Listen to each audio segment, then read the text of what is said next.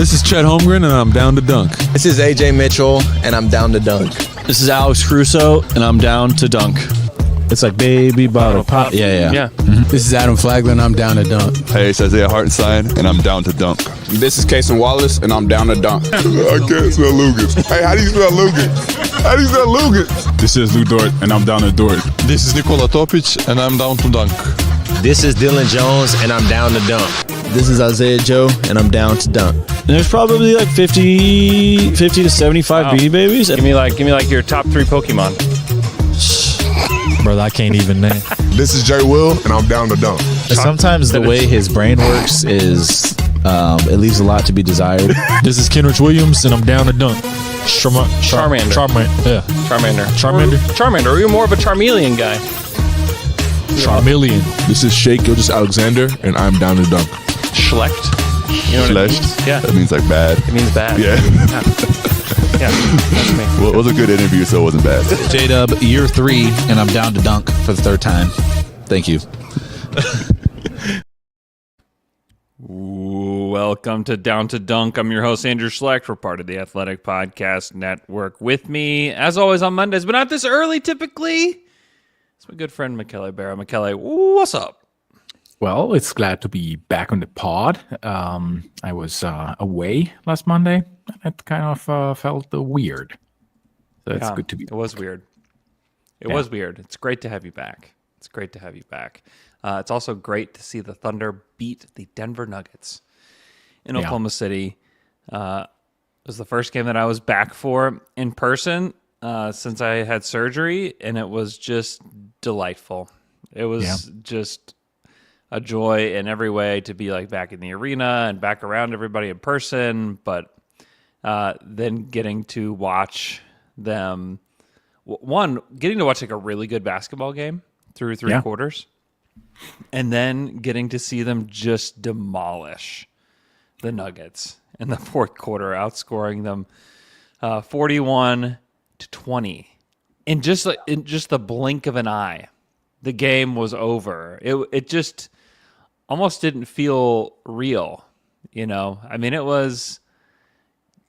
it just went from like a 10-point game. Let's see. Hold on.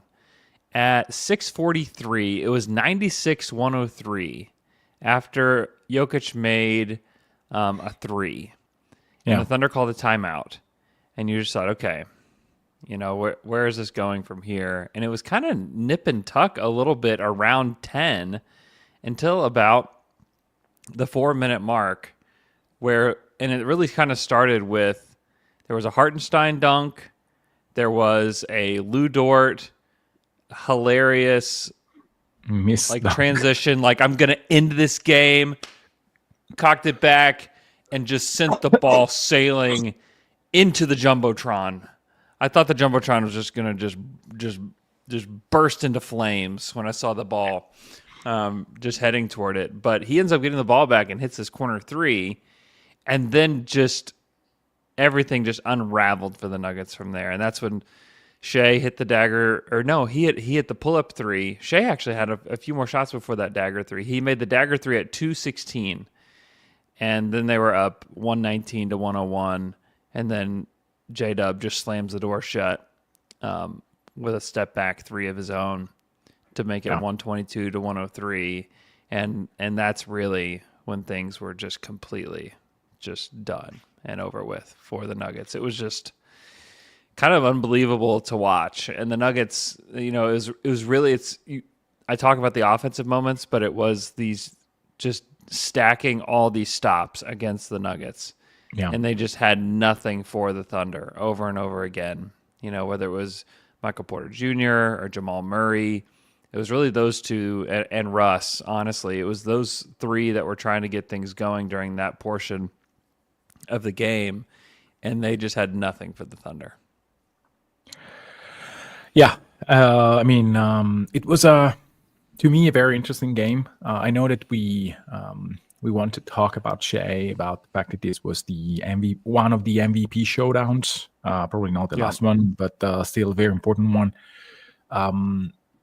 But I want to get to the 2 core star first. I mean, to me, the the game that J-Dub had, which was very weird for the most part, but also so intense. Like, I want to start in the way in which he attacked the second quarter, which was, to me, one of the turning points. Shea is not on the court. The game is still kind of there. It's not swayed in any direction. And he starts off by charging like a rhinoceros, basically, to the basket, just bullying everybody in front of him and just setting the tone for the second quarter. That, to me, was one of the defining moments of the game. J-Dub had like a very subpar, I think, first quarter where he made like a few bad decisions. Took an early shot, which was not really in rhythm. And then he starts off the second quarter in that way. That is the J-Dub that we want to see. Like, he is stronger than most. He has a great touch. He should do that way more. And then the fact that he connected with so many teammates in terms of assists. He almost had a triple-double, which would have just insane. Just completely insane. Not chasing it, so that's why he's not getting them, because the assists that he takes, the rebounds that he takes, are just in the flow of the game. And to be able to do what is 27, 9, and 8? Yeah, 26, 9, and 8. 26, 9, and 8, sorry. It's just stupid. I mean, this is a superstar kind of line in a game where, I mean, OKC needed that. I know that 6 points are in, I mean, you can say in semi-garbage time. There is no such thing. Denver was still trying to play, and in 3 after 3, where he just basically said, okay, bye-bye. This is it. Game over. Those are incredibly difficult shots to make, and he makes them. And it's just, to me, it all started with those two moments. Chet Holmgren. I mean, I know that the stats are not there, and you will not probably find stats to qualify. 4 blocks are there. You can. I was going to say there are some stats. There's the 4 blocks. I mean, like the counting stats themselves, like 14 and 8 is fine. I mean, he's a plus 32 in this game, which is but those are loud moments. Blah blah blah. No, it's actually, you can see Denver attacking in a different way when Chet is there, and it took a little bit of time to him and Hartenstein to really understanding how to play. I think that the first idea was to put Chet on Aaron Gordon, which, I mean, I'm very interested to see how that will go in the future, because that is something that OKC didn't really had to deal with for the entire game, which is clearly a factor. But then they moved him, I think, on Pickett and then on other small guys. And that really changed completely the way in which OKC was able to defend. So I wonder if this will be something that OKC tries out more in the future. Like, just put Chet on a not very good, not very mobile guard, and then see how the other team adjusts. And there are many of these guys, not very good in terms of shooting. I mean, not in terms of anything else. And this changed a lot. And Chet was perfect at the rim. He was a lot in foul troubles. There was this egregious non-call on Russ at the end. But there were also calls that were very minimal. There was one where he was straight up, and he was called for a foul anyway. So, I mean, this is not to justify anything. It's just he committed a little bit too many fouls, but the way in which he changed the geometry of how the other team attacks, meaning nobody is really challenging him at the rim, and they have to find other avenues. It's there. It's so impactful. I mean, guys are just changing direction. Yeah, I mean, you think about Christian Brown went off in the first half, and like one of the first plays of the second half was Chet blocking Brown at the rim. You know, and it's like it's those things that just start to doubt just kind of starts to creep into your mind about him just kind of lurking. This was like one of the first games that we have seen the double big lineup defensively really work, because it's really it's for whatever reason they've struggled, and it's mostly been from the 3-point line. that they really struggled.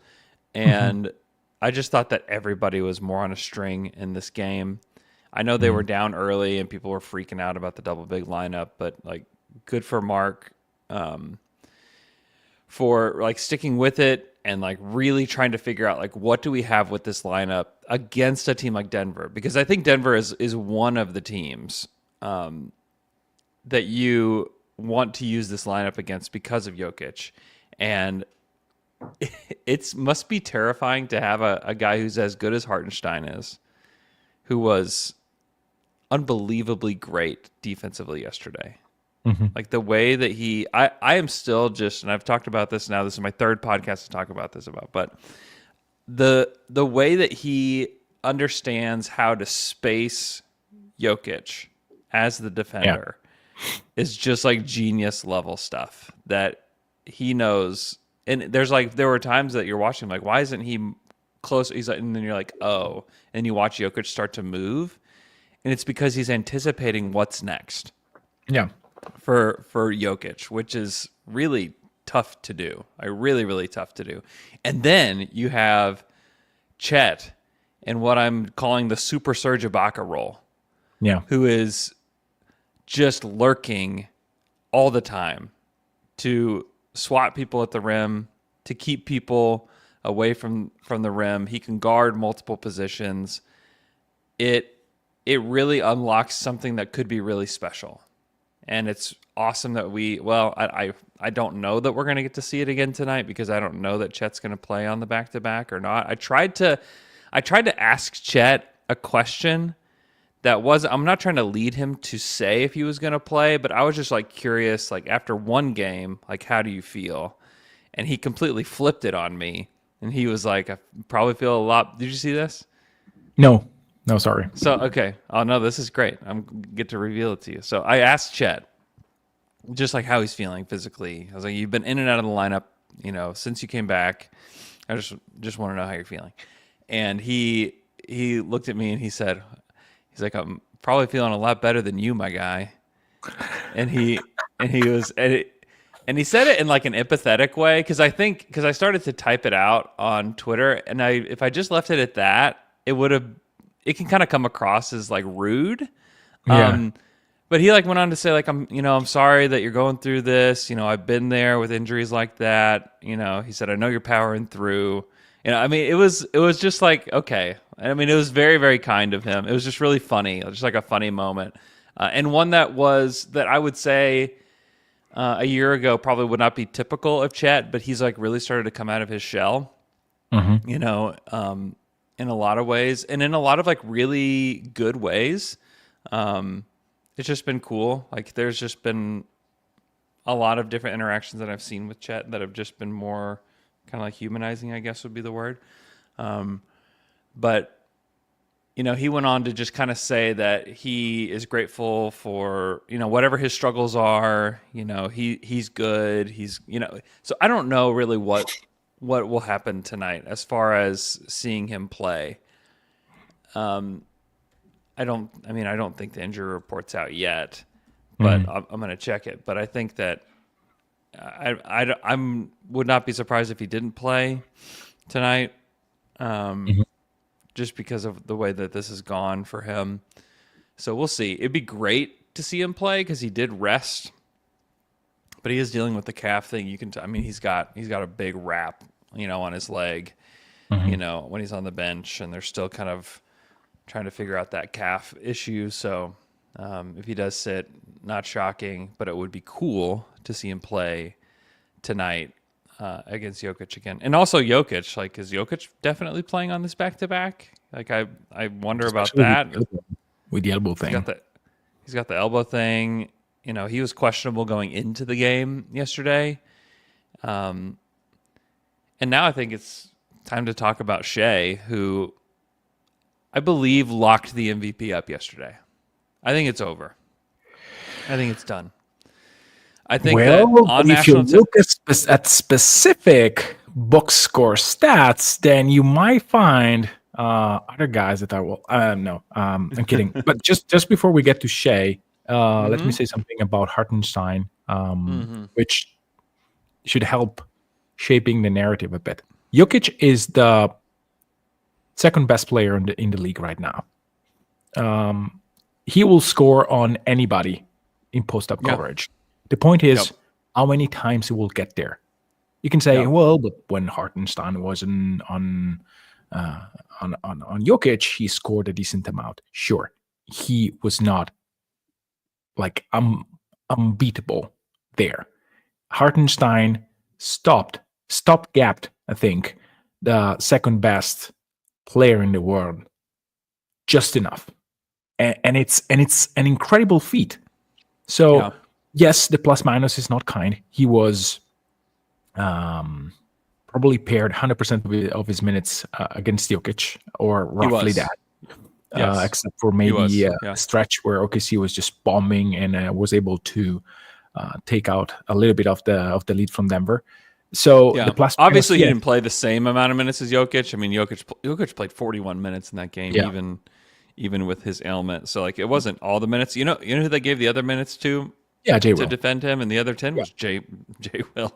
Jay freaking Will. Yeah, and he was awesome in those minutes as well. Was. So the point is, don't be swayed by the plus minus. The thing that you discussed, Andrew, is just perfect representation of him as a defender. He really made a lot of good choices in putting Jokic not in the perfect, comfortable position. And sometimes a Jokic post-up is way better than an elbow touch that ends up in a wide open three-pointer. And this is something that, again, does not go in the stat sheet. It's about giving Jokic the worst look possible and then be okay with whatever the results are. And Hartenstein was very good at it. Yeah, he's great. I think a lot of people probably forget that iHeart played with Jokic in Denver, which I think is pretty crucial just to his understanding of his game and knowing how to defend him, and even just the skill set. And, you just have to wonder too, like as the Thunder are trying to find the right guys to fill out this roster, if that's like a small sliver of the pie for Hartenstein. It's like, you know what? Not only is this guy good, he's got, the advanced stats that we like to see. We love the way he plays. We love the way he thinks the game. And also, this guy has a little bit of insight into Nikola Jokic. Yeah. And that is helpful when you're going to be in the Western Conference with him for the foreseeable future. And so you just wonder if that factored into it at all. Not saying that was like the main motivation or anything. I don't really think it was. I think that they liked him as a player, whether he played for Denver or not. But I do think that it's a bonus that this guy has like some insight that other guys don't on him. Sure. Just because you get to play with him and around him for even just a season, you just learn a lot about those guys. You learn a lot about their tendencies. You get to play them in practice, all of that. Otherwise, like if he's on a Western Conference team, maybe he plays him 4 times a year. If he's on an Eastern Conference team, probably plays him twice a year if both are healthy. Yeah. So I just think that that's a cool thing. Okay, now MVP is locked up. It's over. This is it. I can't imagine that people have observed this entire season, and then you see yesterday, and you're like, you know what? I'm still not sure. Are you kidding me? Okay, listen. The guy scored 40 points on ABC national television. He's 48-5 with 3 blocks as a guard. Yeah. He is having one of the best seasons for a guard probably since Kobe Bryant. Mm-hmm. And for the 3rd year in a row, by the way. Yeah, for the 3rd year in a row. He's doing it this year, and last year was just it's just not like a rising star. It's a star that is bright and it's there and it's getting brighter. And I know Jokic is impressive. He's very good, but this is, we're going to look back at this. And I was talking to my kids about this last night. We're going to look back at this, and it's like watching like a Michael Jordan figure go against like a Wilt Chamberlain, Hakeem Olajuwon kind of player. You know, like I'm not sitting here saying Jokic isn't good. Like don't get it twisted. He's a legendary player and if you want to call him the best player in the world, I probably won't argue with you. But if we're talking about the most valuable player to a team this season, it's Shai Gilgeous-Alexander, because they don't have anywhere close to the number of wins they have. I know that they got that awesome, fun win in Portland, and we'll talk a little bit about that in a little bit. But the leadership that he has allows for the culture of the team to occur. He is the culture of the team. Without him, none of this is happening. He wants everyone to get better. And I know it doesn't always show up in the stat sheet like it does for Jokic with the 30-20-20 game. I know that he basically had 2 triple-doubles in that game where he like got the triple-double and then he got an additional triple-double, which is crazy. The stats are just insane. But Shai's the MVP. He's the MVP. They're going to win probably 66 or 67 games.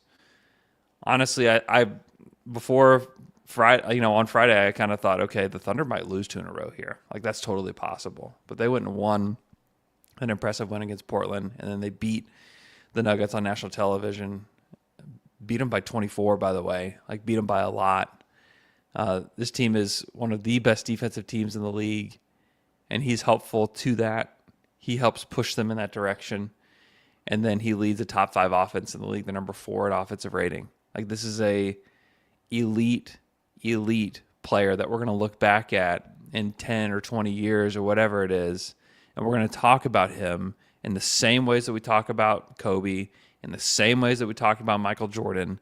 He is one of those guys. Now, he's got to go win a title. Like, he's got to go do it, but we are looking, and I just firmly believe he's going to do it. But we're looking at just the season and like, what's the story of the season? Because I believe that has a lot to do with the MVP as well. It's not just the best player. It has never been just the best player, because Michael Jordan would have just locked it up for a decade. LeBron would have how many MVPs if it was just, you know what? But he's the best player. When has that ever been the way that we have given somebody the MVP? It has never been the way that we've operated. Steve Nash is awesome. He would not have one MVP. He wouldn't have one. Russell Westbrook, who didn't play great yesterday, but had an MVP season, wouldn't have one because he wasn't the best player in the NBA that year. But he was like the story and the most valuable player in the NBA. And I think that Shai and the Thunder, with as much as the league wants to just talk about the Lakers only, and specifically the league partners want to talk about the Lakers only, which I understand that pays the bills. I get it. Like, I see it in my work a lot. But like, make no mistake, the story of this season is the Oklahoma City Thunder and really the Cleveland Cavaliers. It's those 2 teams are the story of this season as like the 2 dominant teams in the league, and the very best player and the one that's steering the ship most is Shai Gilgeous-Alexander. And he deserves to have the MVP at the end of the day. And I believe he will get it. He is the odds-on favorite. He beats Jokic on national television. He scores 40 points. To me, this is over. It's locked up.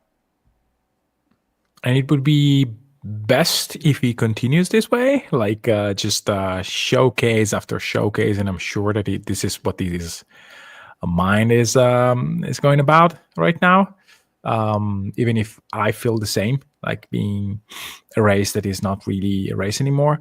And in seasons where there are like a lot of worthy players, then you may discuss. Like last year, I think let's start there. It was toe in toe between him and Jokic. They had basically the same record. Jokic had a lot of advanced stats that were in his favor. You can say that last year Jokic had a much difficult burden to carry compared to Shea. Yeah. You can say that if you want. And you get basically the same results over a season. So props to Jokic. This year, though, like we have one team that is playing in the most difficult conference. It basically has the same record of the Cavs. Just if you had that Minnesota game right, they would have the same record actually. So they are winning at a %, like a great pace, having some stats that are just incredible. And Shea is by far the best player on the team, and is the engine offensively. This doesn't mean that whenever he's out off the court, the team doesn't work. It's just whenever he's on the court, you can feel the difference, which is exactly what you want from a superstar, a guy that can add something to your team without taking away. And again, Shea is not taking away anything, is creating the environment to make guys like Wiggins just blossom and be the best version of themselves. So I agree with everything that you said. I think let's not make this too complicated. OKC is, by numbers, the best team. Shea is doing stuff that are incredible. He's improving every single year. He was already MVP worthy last year. I mean, this is his time. Does he need to win to convince that he is on a certain level? Yes. Just not to win the MVP this season. I think that should be given to him for what he has done during the season. Yeah. I think he's going to win it. Yeah. And again, can we talk a little bit about defense? I mean, I know that it's, but like he's not a sieve defensively. He can make plays. He's part of the reason why OKC is so great defensively. I mean, and we said it so many times, like a defense that has a leader, and when the leader is probably your best player, like this makes a lot of difference for the entire team. Because I mean, you can make excuses for Shea. You can say, okay, yeah, but Shea, come on, he's basically carrying us over on the other side. Who cares about the defense? No, he's not like that. He will play defense. He will generate steals. He will make insane blocks. Yesterday, he had a few. Wow. Yeah, but not like just, I'm there. The other just served the block on a silver platter. It's just, I'm chasing that and I'm getting that because I want to generate something. Like it's like that. If you wanted to take all the stats, great. I mean, you can probably find stats that favor other guys, but I mean, just look at the whole picture. Not that hard. Mm-hmm. Yeah. No, it's not. It's not hard. Meanwhile, our chat is starting to look like a Giddy appreciation thread. Wow. What? Wait, what? I don't know. It's just all Giddy talks. I'm glad that Giddy is playing well, by the way. Yeah. For 20 meaningless games. It's March. Yeah, exactly. What did we think was going to happen? He said it. It's been fine. He's been good. Yeah. Speaking of Giddy, Alex Caruso. I mean, when you have players like this that can be just perfect on what they do for 15 minutes and just be exactly what you need for how long you need and just playing them in whatever role you need, that is an extremely high luxury to have.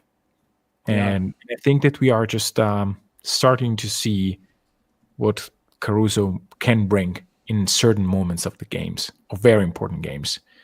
Because some guys may have like difficulties in performing the same way against any opponent in every circumstances. Caruso is not like that. Just not like that. Mm-hmm. No. Yeah, I mean, just to have a guy that you can bring off the bench in Caruso that's that good and you play him 17 minutes in the game, and like he's not gonna like gripe about the 17 minutes, but he comes in, he's 8 points, 2 rebounds, 2 assists, a steal, 2 blocks. You even put him in like for situational defensive moments. Yeah. As well. That yeah. Like he came in, it was like at the end of a quarter, and they were like, I think they subbed him out for Joe. Or subbed him in for Joe. And he came in and he was just like, yeah, I'm gonna double team Jokic to make sure Jokic doesn't get the ball in this last second. And it's just like one of those like small moments where it's just like, let me gain an advantage just in a small way here and there. Yeah. You know. I'm a little distracted because I'm looking at StatHead and I'm trying to find like, okay, what players are having a statistical season like Shea in the history of the NBA? Yeah. And so, like, you put the criteria in: 32 points, 6 assists, 5 rebounds.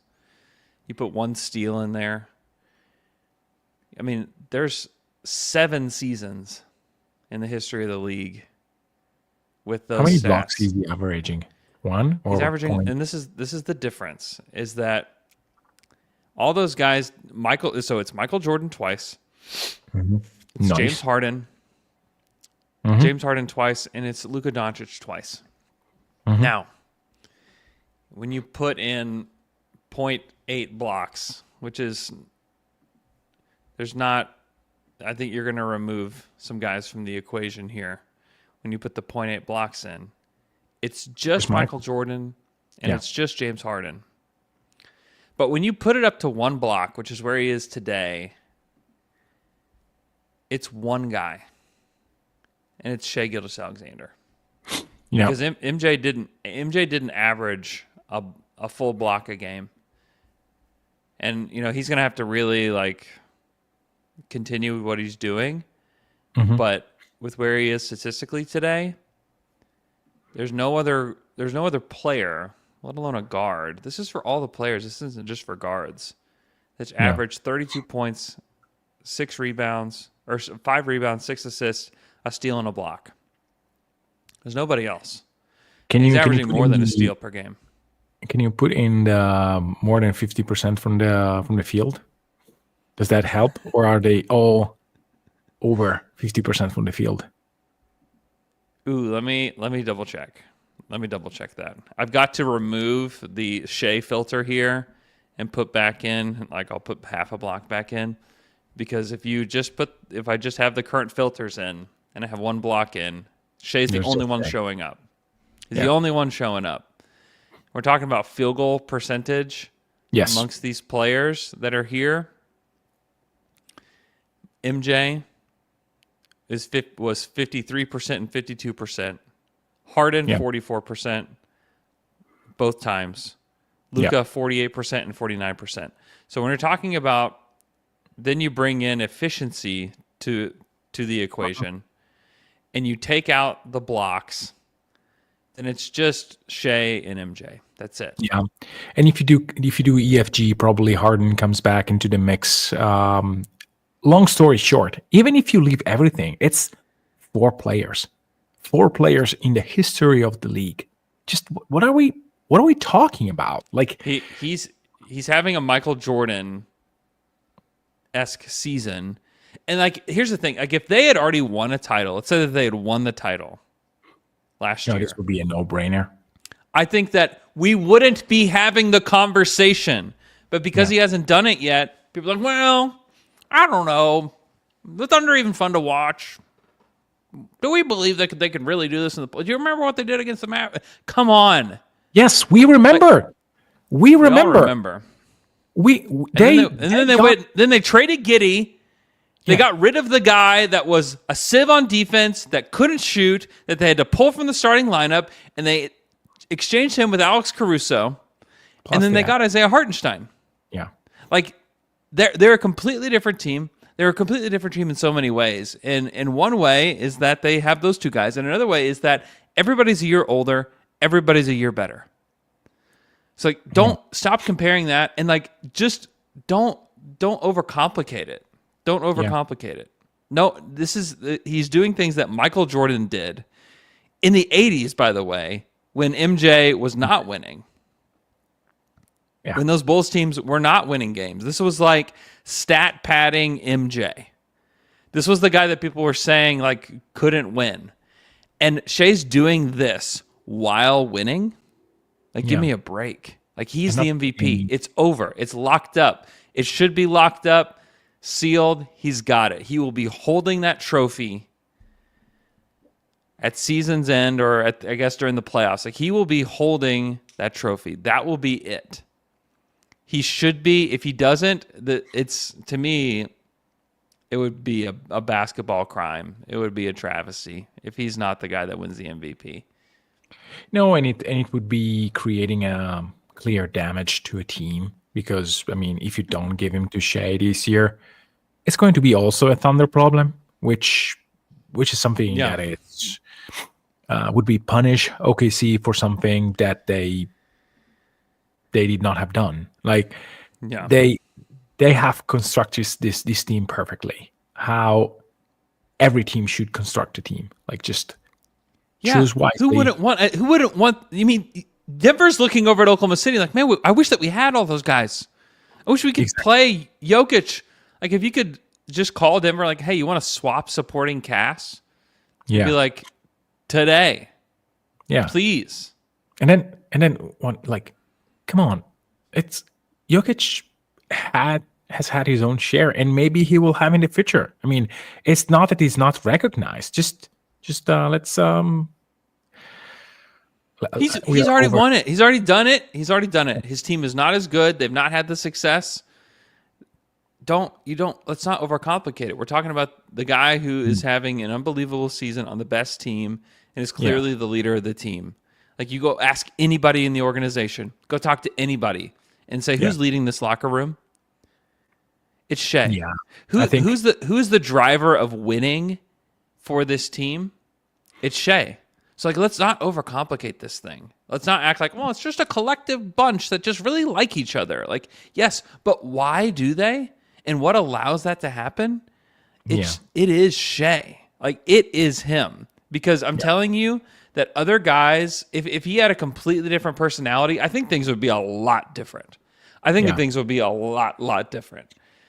And, you know, Sam has done such a great job of forming this team and putting the right personalities there, but it just doesn't work without Shea. Like, it doesn't work without a guy like him. Okay, I've got to go in like 5 minutes because I have physical therapy this morning. We got to talk about this Portland game, which honestly was it's a top 5 most fun game that I've watched all season. They started Aaron Wiggins, Isaiah Joe, Kenrich Williams, Usman Jang, and Jay Will in this game. They played Dylan Jones 25 minutes. They played Caruso 24 minutes off the bench. Carlson got 14. My guy Flagler played 8 minutes in this one. But this was not the best plus minus, by the way. You lost that one. That prediction. Yeah, I did lose that one to Jay Will, who was very deserving of being the guy. Jay Will gets a triple-double in this one. He led this team. You know, he played 36 minutes that night, led this team. Batting at the end of the game. Just offensively, defensively, he was tremendous. I thought Us was really good in this one. Obviously, Aaron Wiggins was he was the man in this one. 30 points, 5 rebounds, 3 assists, a steal and a block. Just continuing a phenomenal season for him. Isaiah Joe owning Jeremy Grant. Like, scoring like if Jeremy was not even there. What a sadness that I have when I watch Jeremy Grant play. It's just sad. But anyhow, the best moment was just Ooze bombing from the logo basically and making it look just like a natural shot. Like, what the hell? I mean, that is a shot. Like, it's wow. How? It was just pure. It really was. He looked great. I don't know. I mean, Us is definitely a better player, you know, today than he's ever been. You know, same with Jay Will. Yes. I mean, they played Jay Will in this game yesterday. And offensively, yes, he bombed the threes against the Nuggets, but it was the defense that impressed me the most. Yeah. Like he's figuring it out on the defensive end, and he did that against the Blazers too. Because you look at, I mean, Klingon, they couldn't play Klingon a whole lot. One, because he was stretching the defense out a little bit. Jay Will was, and then I just think that Jay Will was just flat out better than Klingon in that game. Yeah. And Klingon is a monster. He's huge. I mean, this is a top 10 pick in the draft. He should have grabbed 20 rebounds and played 30 minutes or whatever. I don't know if his conditioning is good enough or what the deal is, but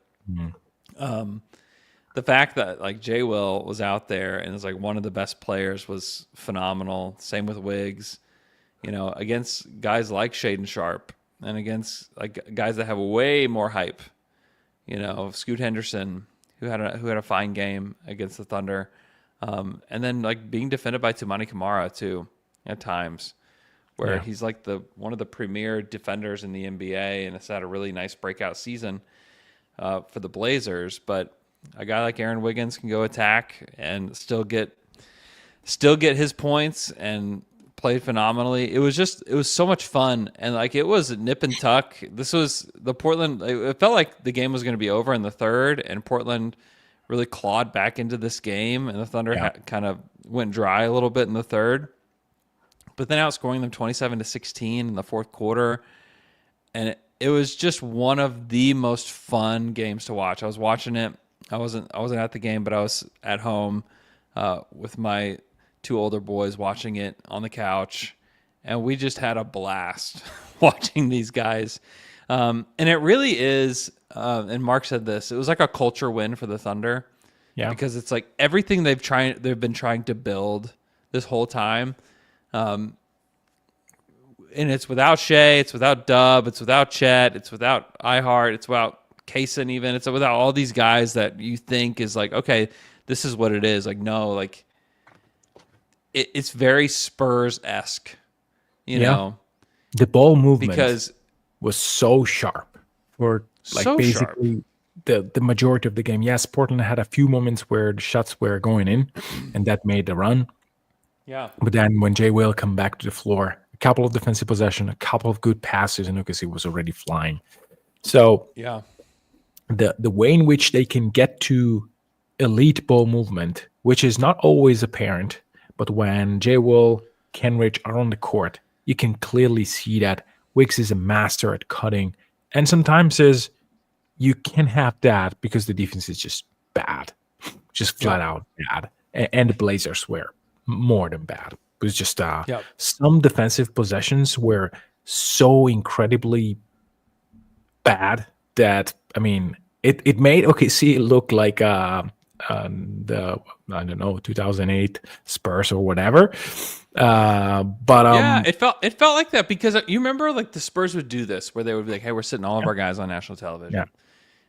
Just completely just make the league so mad. And they would still like win these games. It's like, how do they do this? Well, they have this like culture and this like baseline of expectations for how you play the game. And they have this offensive system that is just kind to everybody. Let's be honest. And it works. They have smart players and they have a brilliant coach. Yeah. They have a brilliant coach. And that showed on Friday was that they have a brilliant coach. They have very smart players that know how to move the ball, and they're all completely bought in. And these are guys that are not playing, night in, night out with Oos. Yeah. And even Kenrich. Like Kenrich only played 3 minutes yesterday. Dylan Jones, Carlson. But I don't know. Like, who are you sitting? Who are you sitting? It's like the question. No, probably. I would have said Jay Will. But Jay Will's good. Like, has been really good. No, it's all right. And I think that if Gordon plays, then maybe you swayed a little bit the minutes to him compared to Kaysen, Joe, and guys like that. But I mean, this is Gordon was not available, so I completely understand that. Yep. All right, got to cut this one a little bit short because I've got to go. But appreciate you guys tuning in. Earlier on a Monday morning, that game was so much fun, they decided let's do it again. They're playing tonight in Oklahoma City against the Denver Nuggets. No word on the injury report, whether Chet or Jokic. My assumption is that there's no Aaron Gordon, which is a really big deal and something that should be a talking point with this whole thing. Is that without that guy healthy, it's removing a pretty big piece of the puzzle for them. So I just assume he's out, but I'm hopeful that we get to see a repeat of the other rosters that we got to see yesterday. So we shall see. Hope everybody's doing great. Appreciate you guys tuning in. If you'll just please hit the like button, subscribe to the show if you're watching live right now. If you haven't subscribed to our YouTube channel, it would mean a lot to me if you would do that. If you're listening on the podcast app right now on your phone, if you could just open up the YouTube app and subscribe to Down to Dunk. We've got some fun stuff on there that's YouTube exclusive. I've been making these fry pods in 60 seconds. That's up on YouTube as well, which is just taking all of the ridiculous moments from the fry pod and putting them in one video. If you will go watch those, and please just subscribe to Down to Dunk on YouTube. It would mean a lot to me. Hope everybody's doing great, and we'll talk to you guys again on Wednesday.